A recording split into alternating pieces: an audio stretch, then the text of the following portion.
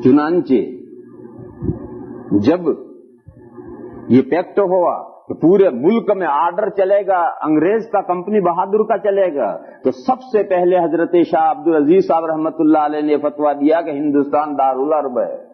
यानी अब इसके मौजूदा हालात पर मुतमईन होकर मत बैठो, मुल्क की किस्मत पलटने की मेहनतें करो।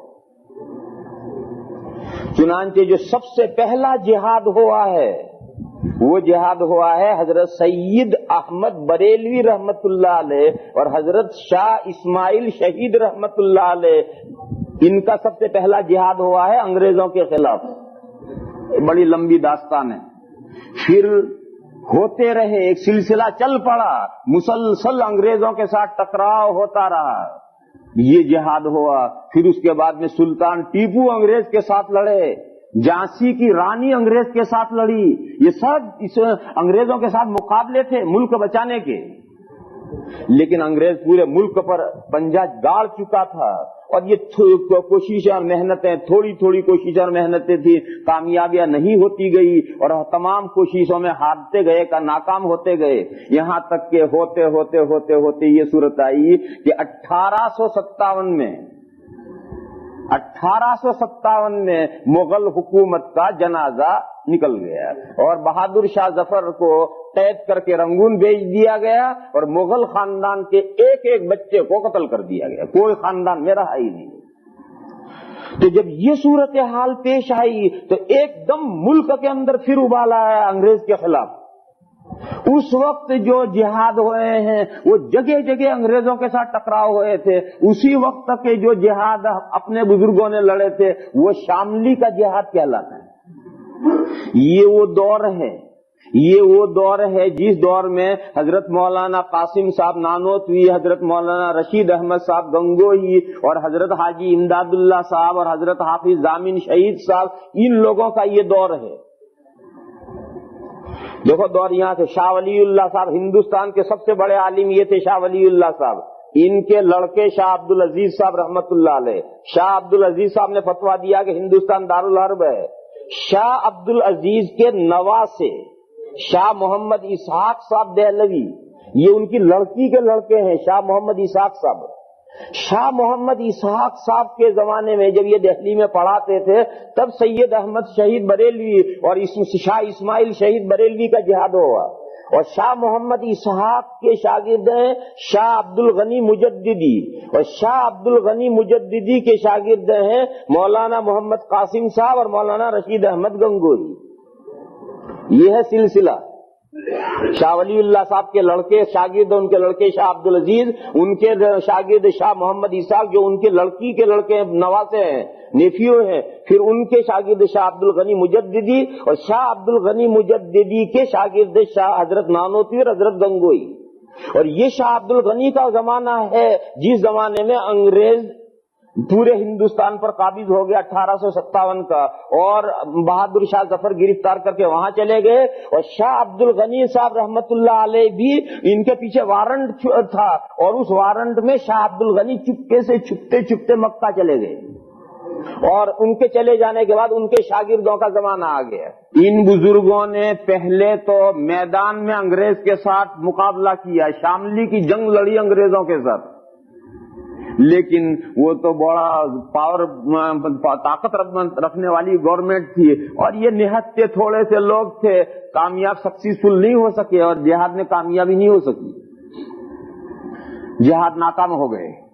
नाकाम होने के बाद इन तीनों पर वारंट आए, अंग्रेज के वारंट आए, हजरत हाजी साहब पर भी, हजरत गंगोही पर भी, हजरत नानोतवी पर भी।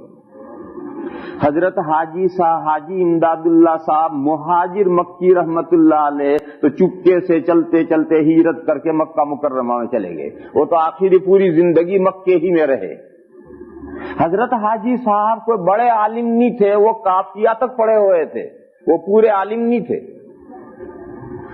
मगर अपने दो शागिर्दों से ये कहकर गए तुम्हें यहीं रहना है, क्योंकि ये दो शागिर्द बहुत बड़े उलमा थे, हजरत मौलाना कासिम साहब नानोतवी और हजरत मौलाना रशीद अहमद गंगोही, ये बड़े उलमा थे।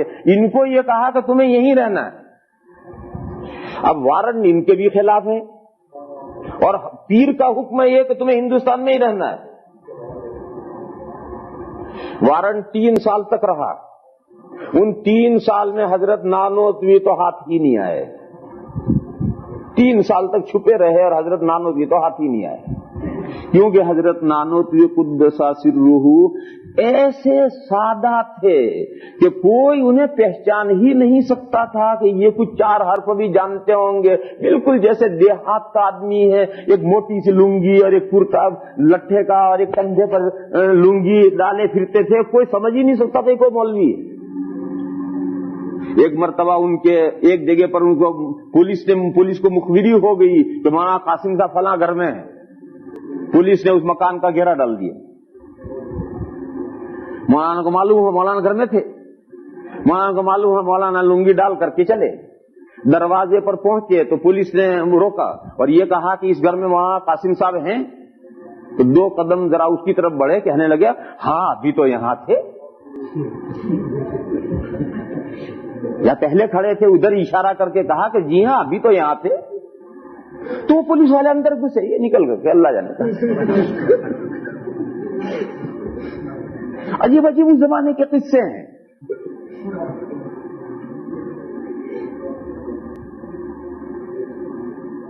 एक मर्तबा हजरत तफरी करते करते देवबंद के करीब में एक मानकी गांव है, तलबा तफरी करते करते सड़क पर निकल जाते हैं। तो हजरत तफरी करते करते वहां पहुंचे, मगरिब की नमाज का वक्त और गांव में चले गए। तो लोगों ने कहा कि हजरत नमाज, उन लोगों ने कहा ये मौलवी आया, इसे को नमाज पढ़ाए। इमाम इत्तिफाक से नहीं था। तो हजरत ने नमाज पढ़ाई और अल्लाह जाने क्या हुआ कि दोनों रकातों में कुल या अय्युहल काफिरून पढ़ी। पहली रकात में भी कुल या अय्युहल काफिरून पढ़ी, दूसरी में भी वही पढ़ी, भूल गए या अल्लाह जाने क्या हुआ। बस सलाम फेरने के बाद नमाजियों ने शोर मचाया, नमाज नहीं हुई, नमाज नहीं हुई, नमाज नहीं हुई। तो हजरत ने फरमाया कि भाई नमाज तो हो गई, ये तो ठीक नहीं किया मैंने, लेकिन नमाज तो हो गई, नमाज दोबारा नहीं पढ़ने की जरूरत नहीं। उनका नहीं, नमाज नहीं हुई, हम कल देवबंद जाकर मसला पूछेंगे। तो हजरत ने फरमाया पूछ लीजिए। खैर हजरत सुन्नत पढ़कर घर चले आए। मगरिब तो होगी, दूसरे दिन सुबह गांव के 10-15 आदमियों का वफ्द आया दारुल में और कहा यहाँ बड्डा मौलवी कौन है। ये देवबंद की जुबान है, बड्डा मौलवी कौन है, यहाँ सबसे बड़ा मौलवी कौन है। तो तालिबे इल्म हजरत के पास ले गए, हजरत नानोतवी के पास। अब वो सारे वहां जाकर देखते हैं तो वही तो थे नमाज पढ़ाने वाले। तो अब सारे जाके बाअदब बैठ गए। हजरत ने पूछा भाई क्यों आए हो, तो बोलते नहीं। हजरत ने पूछा भाई क्यों आए हो, तो बहुत पूछा तो एक बोला, कहने लगे अजी हजरत जी तू कल वहीं कह देता कि मैं ही बड्डा मौलवी हूं तो हम यहां ना आते।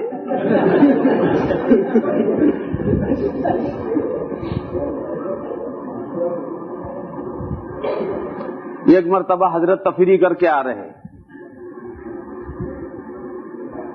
रास्ते में एक आदमी देहात से गन्ना लेकर के आ रहा है, शुगर कैन। और वहां हमारे यहाँ जब गन्ना का जमाना आता है तो उसका रस निकाल करके उसमें चावल पका करके गन्ना की खीर पकती। तो वो गन्ना गांव में से गन्ना लेकर आ रहा है, हजरत नानोतवी के लिए हदिया ला रहा है, गिफ्ट ला रहा है। और वो इतना भारी गट्ठड़ बांध करके उसको बोझ हुआ, रास्ते में एक जगह पर उतार करके सस्ता रहा है, आराम कर रहा है। हजरत उधर से आ रहे तो हजरत ने मुझसे पूछा कि अरे भाई तुझे नहीं, हजरत वहां से गुजरे तो उसने कहा बे मौलवी ये गट्ठर मेरे सर पे धर दे, ये गट्ठर मेरे सर के ऊपर रख दे। तो हजरत ने जब उठवा रहे तो हजरत ने उठवाते वक्त किस्मत के मारे उससे कह दिया कि अरे तुझे बोझ लगे तो ला मैं उठा लूं। तो कहने ले उठा लेना फिर। खैर हजरत ने वो गन्ना उठा ली और वो आगे आगे चल रहा है, हजरत पीछे पीछे चल रहे हैं। अब देवबंद की तरफ चल रहे हैं, बातें हो रही है। अरे तू कहां से आ रहा है? उसने मैं फला गांव से आ रहा हूं। क्यों आ रहा है? उसने कहा मौलवी कासिम के लिए गन्ना लाया हूं, वो गन्ना की खीर पकाकर खाएगा इसलिए मैं ये गन्ना उसके लिए लाया हूं। अब हजरत देख सुन रहे हैं कि इन्हीं के लिए कोई हदिया आ रहा है। हजरत ने कुछ नहीं बोला, बातें करते गए। जब देवबंद करीब आया तो हजरत ने कहा ले भी अब तेरा देवबंद तो आ गया, ले तू अपना गट्ठर ले, तू अपना रास्ता नाप, मैं अपने रास्ते पर जाऊं। तो उसने वो गन्ना ले ली और हजरत अलग रास्ते पर चले, ये अलग रास्ते गए। وہاں ایک مسجد ہے چھتے کی مسجد، اس مسجد میں حضرت نانوتوی رہتے تھے، وہاں کمرہ تھا، تو حضرت جا کر اپنے کمرے میں بیٹھ گئے۔ اب یہ گٹھڑ گنا کی اٹھائے مدرسے پر پہنچا، اس نے طالب علموں سے پوچھا مولوی قاسم کہاں رہے؟ تو طالب علموں نے کہا کہ اس مسجد میں رہتے ہیں۔ خیر وہ مسجد میں پہنچا، وہاں طالب علم پوچھا بھی مولوی قاسم کہاں ہے؟ انہوں نے کہا اس کمرے میں۔ تو اس نے گنا گٹھڑ باہر رکھا اور اندر جا کر کے حضرت سے ہی پوچھتا ہے مولوی قاسم کہاں ہے؟ تو حضرت نے فرمایا کہ مجھے کو مولوی قاسم کہتے ہیں۔ تو کیا اچھا تجھے گنا کی کھیر کھانی ہوگی؟ اس نے کہا اچھا تجھے گنا کی کھیر کھانی ہوگی اسے مولوی قاسم بنا ہے، اور نہیں دی، واپس آیا۔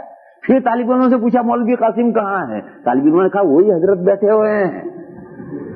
تب اسے یقین آیا، آ کر اس نے معافی مانگی۔ حضرت نے فرمایا کہ معافی مانگنے کی کیا بات ہے بھئی، تجھے باہر ہو رہا تھا، میں نے تیری مدد کر دی، کیا برا کیا؟